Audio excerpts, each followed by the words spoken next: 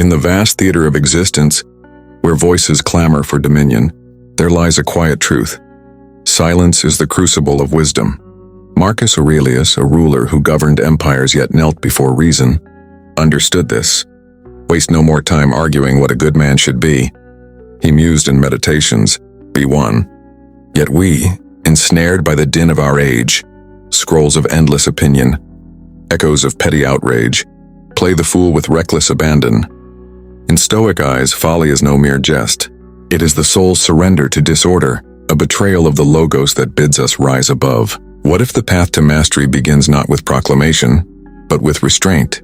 To be silent is to wield a subtle power, to still the tempest within and survey the world with a sage's clarity.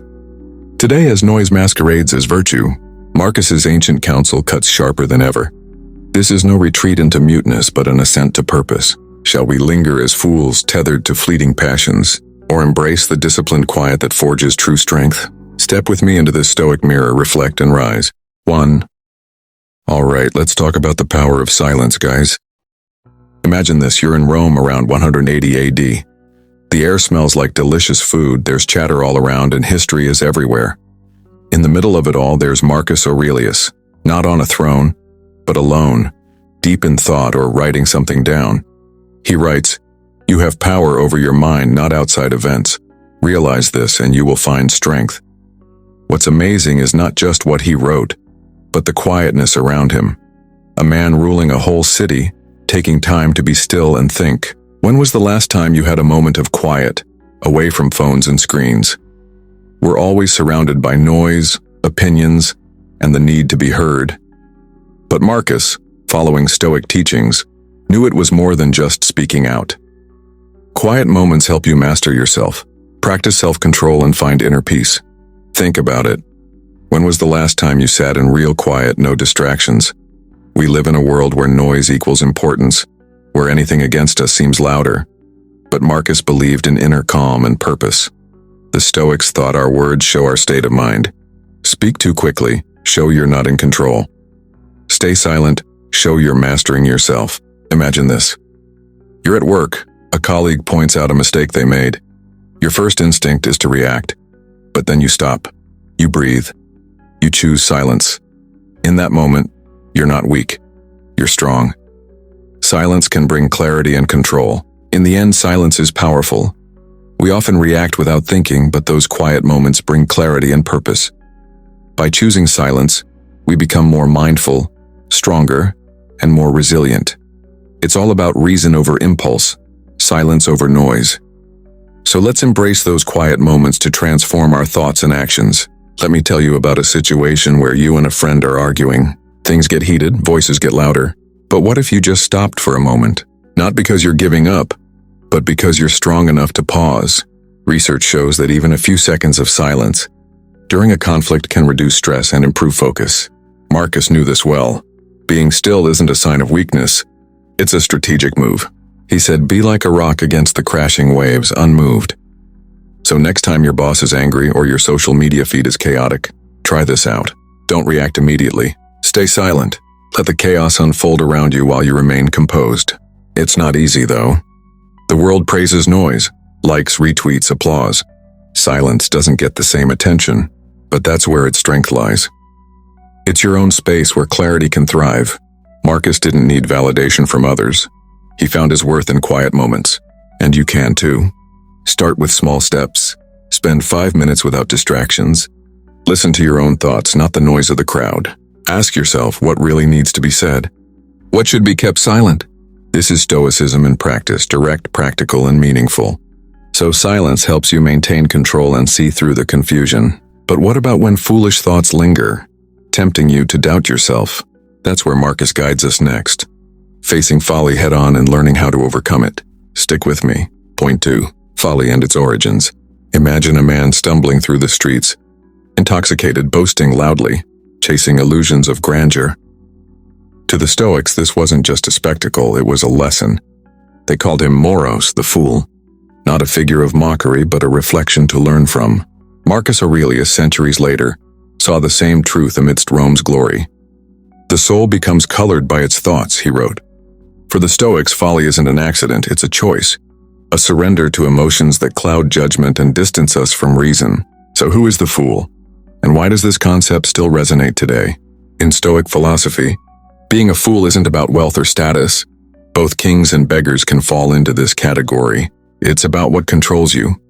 The Greeks called it apatheia, not apathy as we know it, but freedom from irrational passions.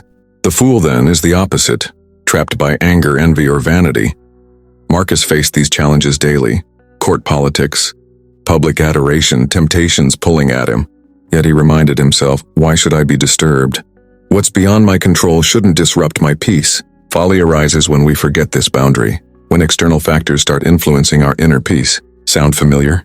Scroll through your feed, someone's raging over a stranger's opinion, chasing likes or stewing over a slight from years ago. That's modern folly. Same roots, new costume. The Stoics saw it as a failure of phronesis, practical wisdom. Take a guy, let's call him Alex. He's stuck in traffic, honking, cursing, red-faced. The jam won't budge, but he acts like his tantrum will. What's he chasing? Control he doesn't have. Marcus would have shrugged. You can't steer the wind, only your sails.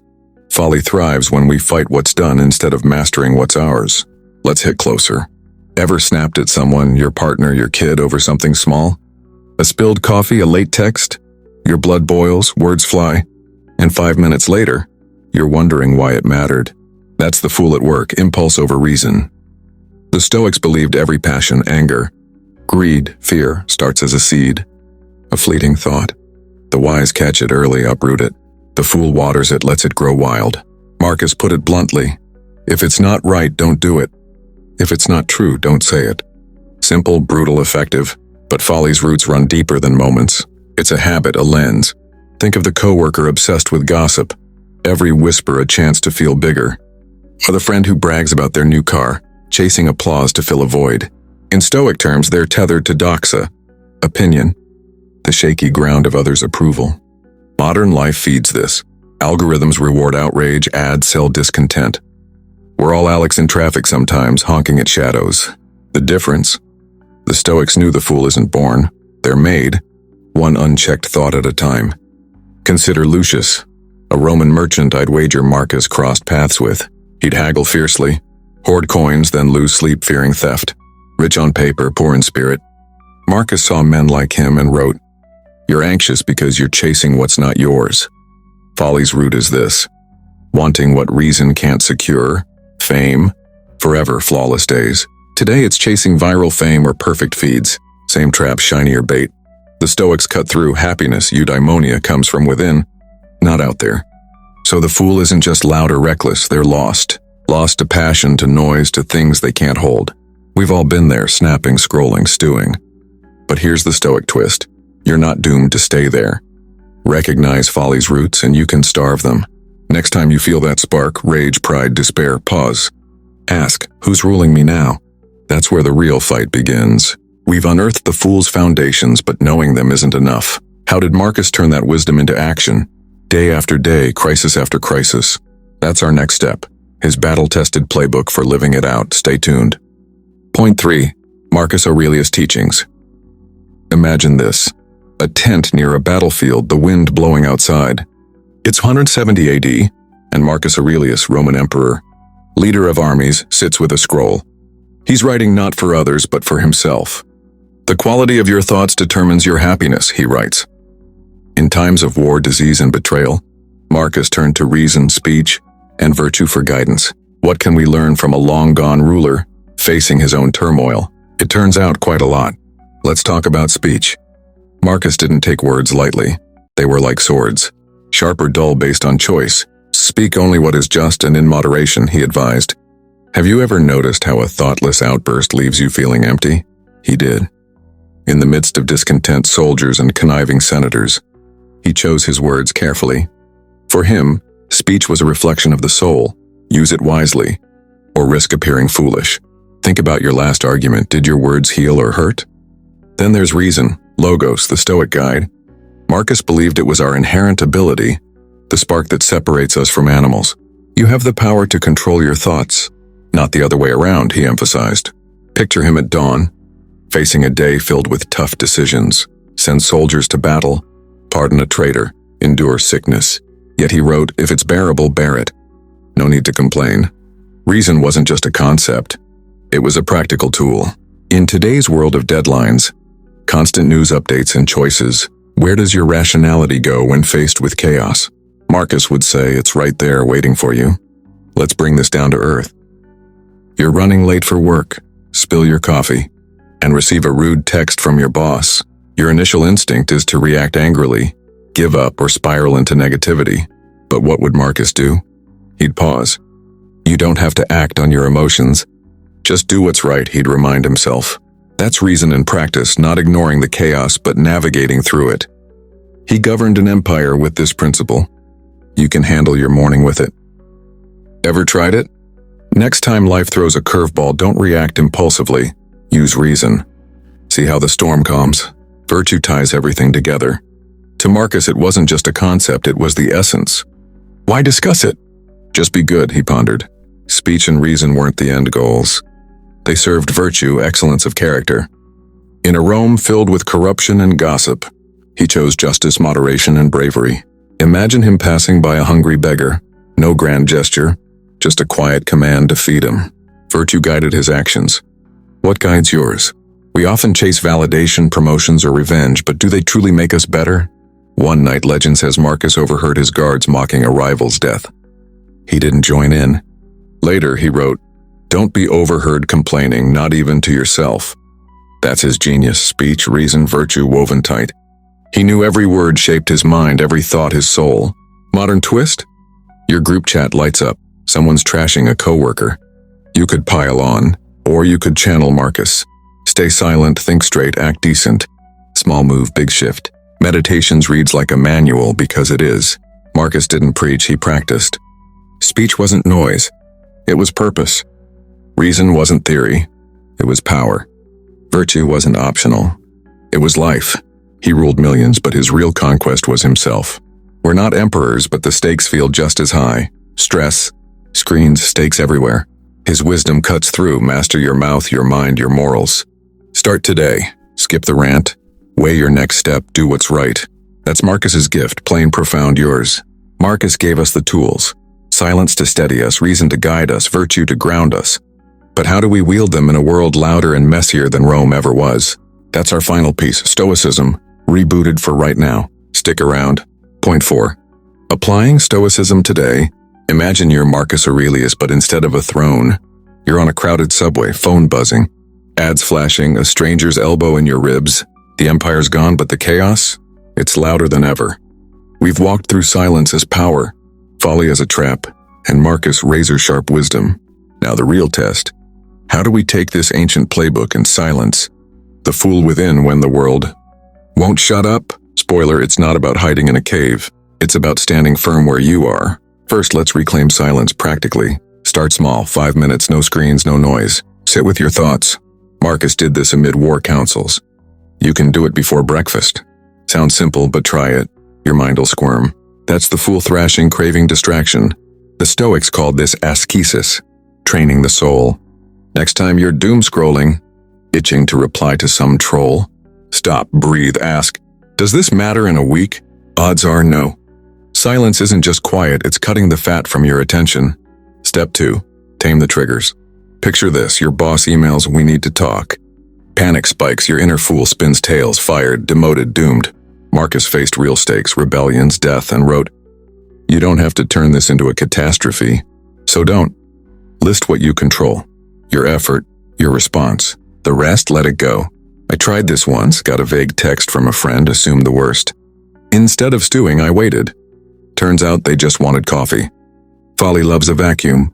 Reason fills it with facts. Now speech, where the fool trips loudest. You're at a party, someone brags, you itch to one-up them. Or your feed's aflame and your thumbs twitch to dunk on a stranger. Marcus's rule was iron. If it's not true or necessary, let it pass. Test it. Next time you're about to vent, online or off, pause. Is it useful, kind? 9 times out of 10, it's just noise. I caught myself mid-rant once, complaining about rain. Pointless, dropped it, felt lighter. That's Stoicism, less said, more gained. Here's a curveball. Accept the racket. The world's a circus. Notifications, headlines, honking horns. Marcus didn't silence Rome. He tuned it out. What need is there to be disturbed? He'd write, "Try this. Stuck in traffic, earbuds blaring some podcast you don't even like? Turn it off. Sit with the mess. Watch your mind settle. Studies, yeah, science agrees, say silence boosts focus, cuts stress. But you don't need a lab. You'll feel it." The fool panics in chaos.